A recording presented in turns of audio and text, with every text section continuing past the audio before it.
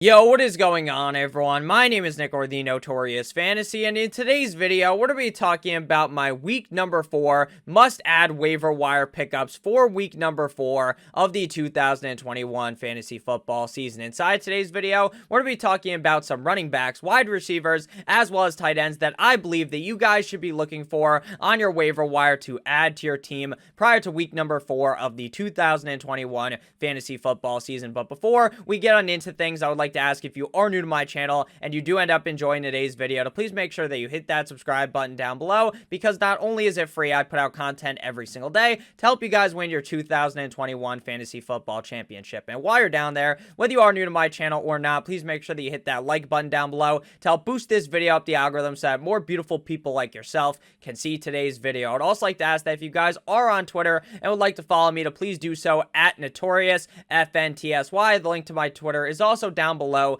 in the description of the video. So without further ado, let's get into things. We'll begin with the running back position, and then we'll go to wide receivers, and we'll close out the video with the tight end position. So my number 1 running back to be adding for the week is Chuba Hubbard, running back of the Carolina Panthers. This week, he is going up against the Dallas Cowboys in Jerry's World, going up against a Cowboys defense that looked legitimately really good up against the Philadelphia Eagles on Monday Night Football. Now, the Panthers did not end up placing Christian McCaffrey on the injured reserve, which means that maybe he will be back within that 3-week timetable that the IR takes you out for.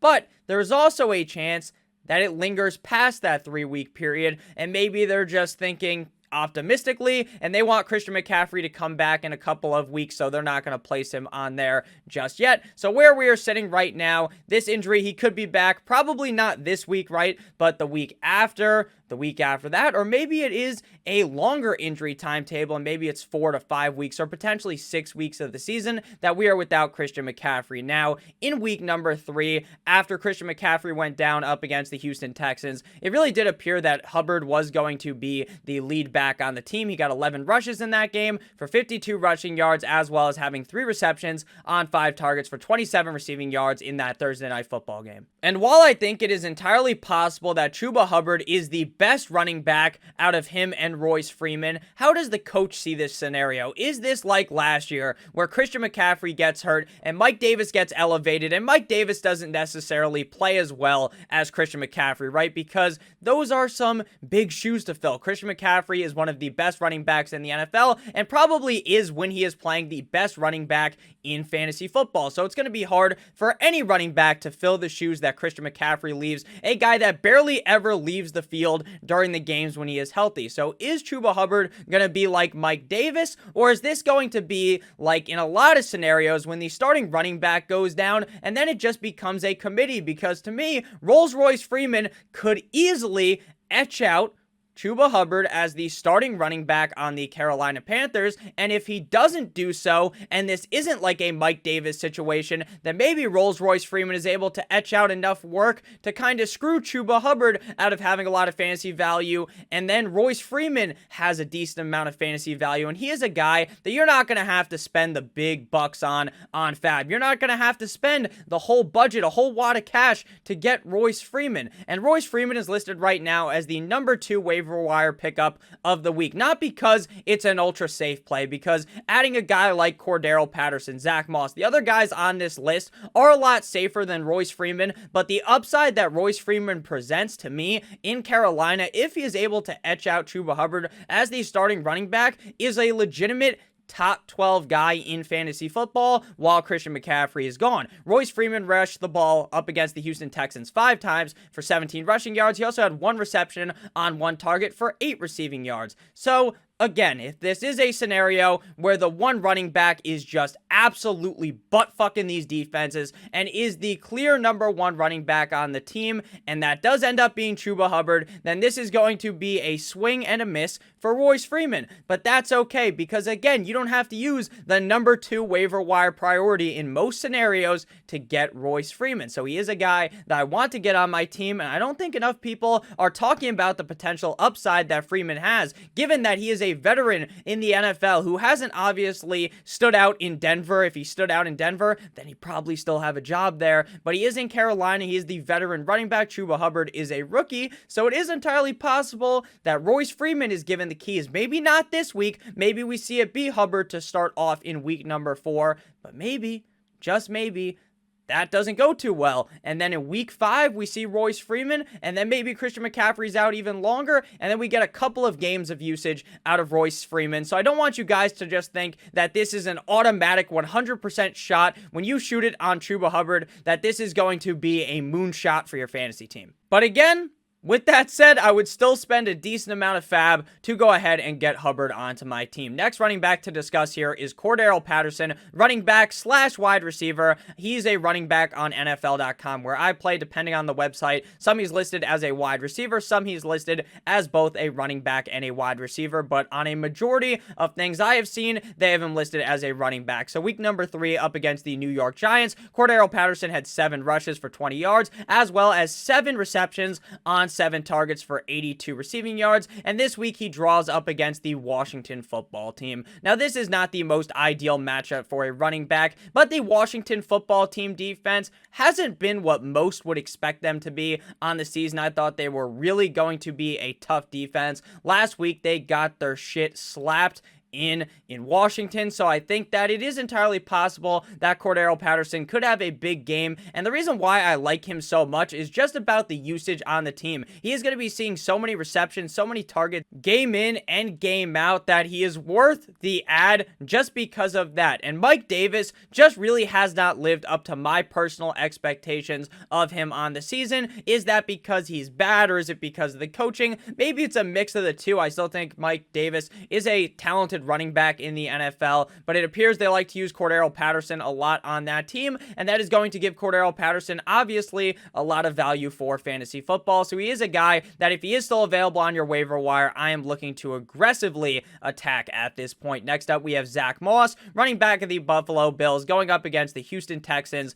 this week. Anytime you can get a running back going up against the Houston Texans, that is going to be an excellent streaming opportunity at the running back position. But Zach Moss is a guy that you're not just streaming, you're putting him on your bench for the long run, because it appears here in Buffalo that this situation is still just as confusing as it was going to be in the offseason when you're drafting Devin Singletary and Zach Moss. Week 3 up against the Washington football team, he had 13 rushes for 60 rushing yards, 3 receptions as well on 3 targets for 31 receiving yards and a receiving touchdown. So Zach Moss looked much better than Devin Singletary in week number 3 up against the Washington football team. But what will week number 4 have in store for us? Who really fucking knows, because it is very confusing every single week to try to go ahead and decipher, look in depth into which running back we believe will do better, if it's going to be Zach Moss or it's going to be Devin Singletary, or will it be one of those weeks where both of them ends up having a very big game. And there's also a chance that despite this being a beautiful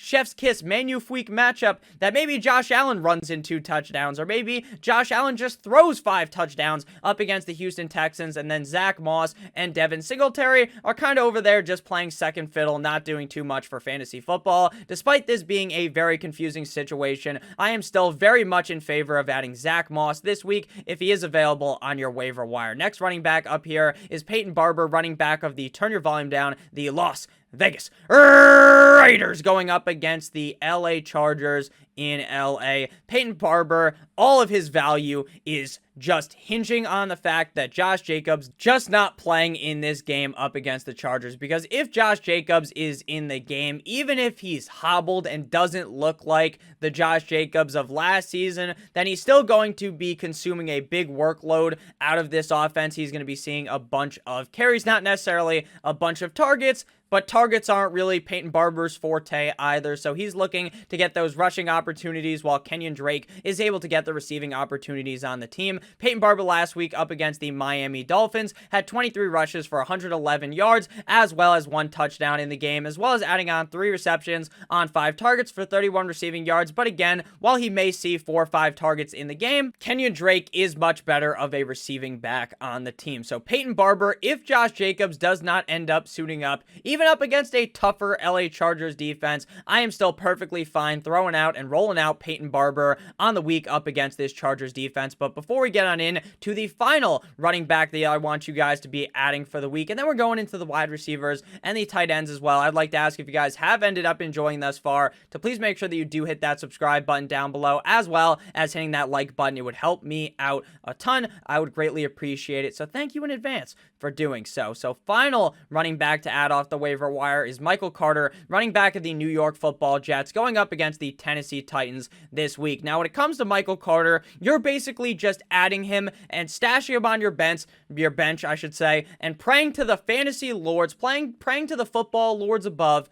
that somehow, some way, the Jets figure their shit out, and Zach Wilson looks like an actual competent quarterback. Now, again, I think Zach Wilson is a very good NFL quarterback prospect. He did look like that out of college, out of BYU. Is this situation amazing in New York? Certainly not. I think the correct head coach is there, but will everything click at some point in this season that will make it okay to want to start Michael Carter? Because even though he was the lead running back in New York for the Jets last week, that he got his first ever NFL start of his career, he didn't play too well, right? 9 rushes for 24 yards and 2 receptions on 3 targets for 5 yards. But what do you fucking expect out of a running back for the Jets when the team is getting absolutely shit on by the Denver Broncos? So in week number 4, maybe things are on the up and up against a much worse opponent in the Tennessee Titans. So next up, we move on to the wide receiver position, and we begin with Tim Patrick, wide receiver of the Denver Broncos, going up against the Baltimore Ravens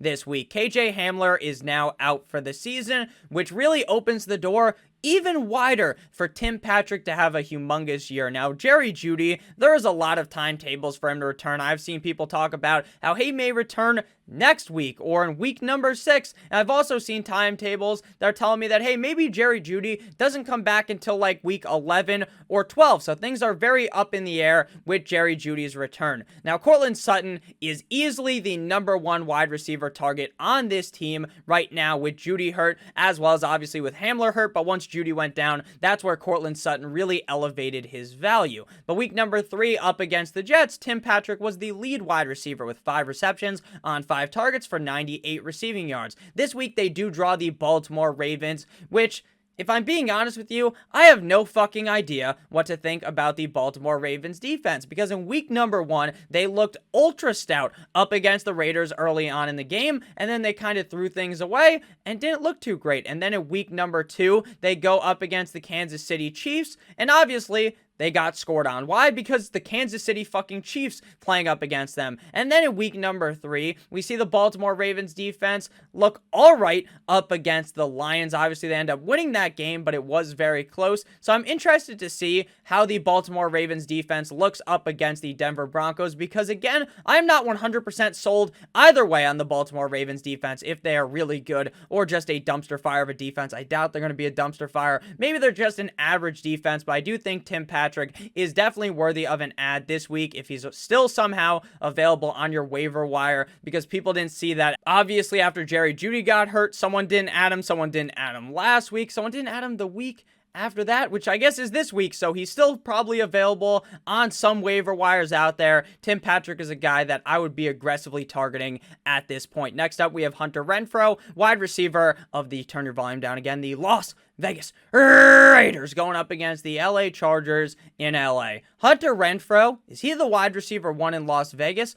I don't think so, but that is an argument you can be making at this point, as Hunter Renfrow has been ultra safe, like wrapping a fucking condom around your team at this point in the season. Week 3 up against the Miami Dolphins, he had 5 receptions on 6 targets for 77 receiving yards, as well as a touchdown. And in all the games this season, he has received over 6 targets in all of those games. Will that continue up against the LA Chargers? I believe so. Now again, Hunter Renfrow is far from a sexy pickup, because it's very likely that Hunter Renfrow is never going to drop a 35 bomb on your opponent that maybe completely wins you your week. But Hunter Renfrow is also a very safe option on a Las Vegas Raiders team that looks unstoppable right now as a team that is going to be putting up big points week in and week out. So I like Hunter Renfrow a ton for this week as well as for the rest of the season. Next up, we have Emmanuel Sanders, wide receiver of the Buffalo Bills, going up against the Houston Texans this week. In week number 3, up against the Washington football team, he had 5 receptions on 6 targets for 94 receiving yards and 2 total tugs in that game. Obviously, when a wide receiver fucks around and scores 2 touchdowns, that is going to heavily elevate their point total on the week. I don't expect Emmanuel Sanders to score a touchdown or 2 touchdowns every single week, but I do understand the value that he presents. He may be the wide receiver 2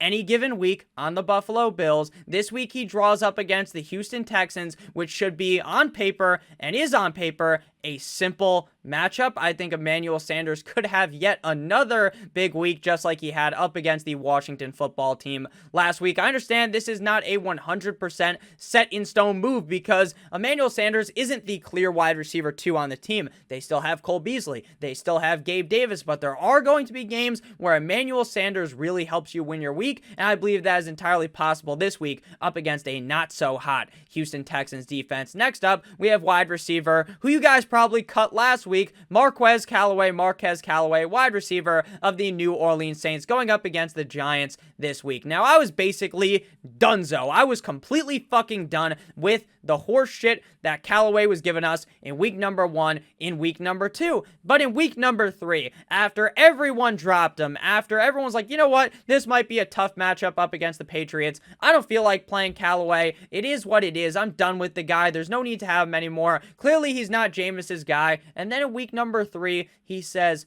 fuck you, pal. Up against the New England Patriots, 4 receptions on 5 targets for 41 receiving yards and a tug.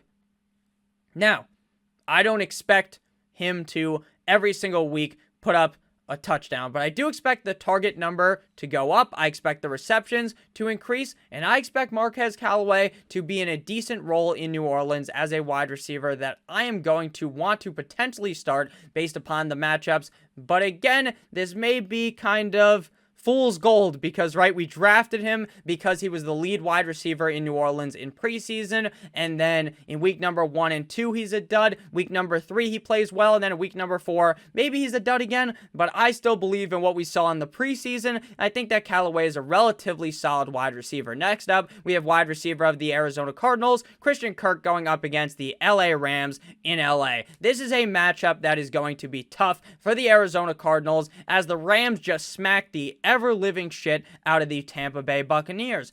But there's also a chance that this is a back and forth, a tit-for-tat game where both defenses, or not both defenses, I should say, both offenses are putting on a firework show for us to watch at home. Christian Kirk has been relatively solid all season, has a big week 1. Week number 2, he's not really sleeping, right? Because he has an alright game, but he wasn't as good as week number 1. And then in week number 3, he played amazing. Rondell Moore struggling in week number 3 really helped out Christian Kirk's value on the team. In week number 3, up against the Jacksonville Jaguars, he had 7 receptions on 8 targets for 104 yards in the game.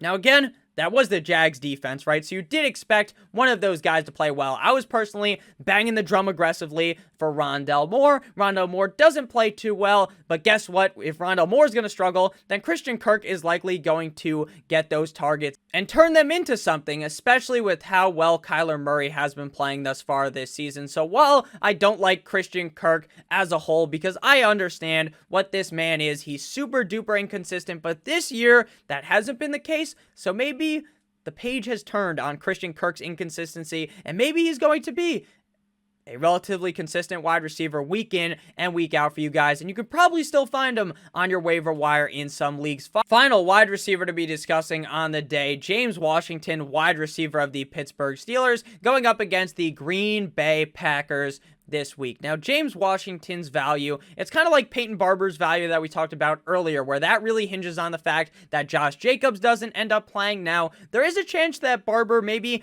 etched himself out a decent role in this offense, but I expect when Josh Jacobs returns that he is obviously going to be the lead back. That's the same case here with James Washington, Mr. Juju Smith-Schuster, Mr. Corvette, as well as Mr. Stonehands, Deontay Johnson. I love Deontay Johnson, but I decided to throw a dig in there for him. If they're both out, this week, which is entirely possible, then James White is worthy of an ad in a deeper, James Washington, I should say, is worthy of an ad in deeper leagues. Week 3 up against the Cincinnati Bengals, 3 receptions on 5 targets for 20 yards. This Pittsburgh Steelers offense looks like a fucking dumpster fire. Najee Harris had 19 targets on Sunday. 19 targets. You heard that correct. Most running backs don't get 19 fucking targets in like 4 games. This man gets 19 targets in 1 game.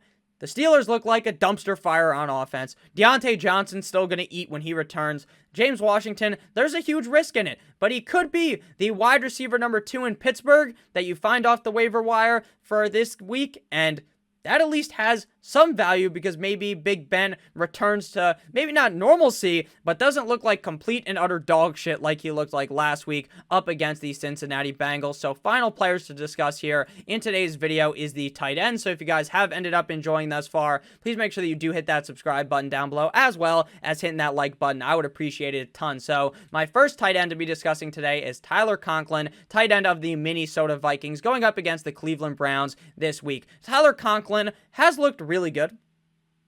The Vikings have looked very good, and it appears that with Irv Smith gone, they aren't really missing a beat because Tyler Conklin filled that role perfectly. Week 3 up against the Seattle Seahawks, Tyler Conklin had 7 receptions on 8 targets for 70 receiving yards and 1 total touchdown. I believe Tyler Conklin will be a worthy streaming option up against good matchups, and to me, this isn't a bad matchup, so I'm definitely fine playing Conklin on the week. And final tight end to discuss in today's video is Mike Licky Amagasicki, tight end of the Miami Dolphins, going up against the Indianapolis Colts. Now it appears with Tua Gonzo for the next couple of weeks, sadly, that maybe Mike Gesicki is going to have a better time because Jacoby Brisket likes to throw the ball his way. Gesicki started off slow.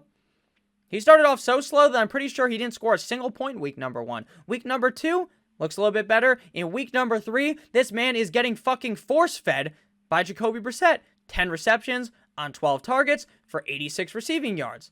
That's pretty good. With the addition of Will Fuller, you would think that maybe Gesicki's targets would go even further down because of how involved Will Fuller will be in this offense, but instead, having the trio, Devontae Parker, Jalen Waddle, as well as Will Fuller, open the door even more for Mike Gesicki. So when Tua comes back, maybe we want to backtrack on the statement. But for right now, while Jacoby Brissett is the starting quarterback, I'm all in on Mike Gesicki this week and for the next couple of weeks until Tua returns. So thank you guys all so much for watching. If you did end up enjoying, please make sure that you do hit that subscribe button down below, as well as hitting that like button. I love you guys all so much. I hope you have a great rest of your guys' day, and I'll see you guys later with another video. As always, guys, goodbye.